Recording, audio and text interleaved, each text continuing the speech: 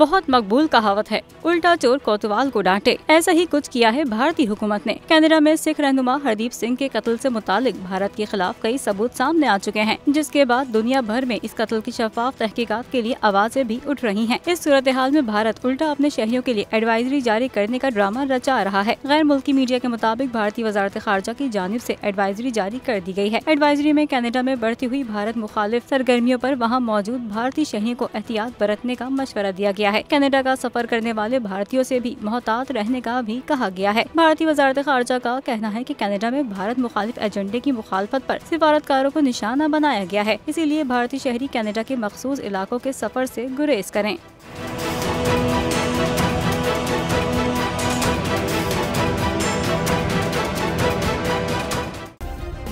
Subscribe करें और bell दबाएं ताकि कोई खबर रह न जाए।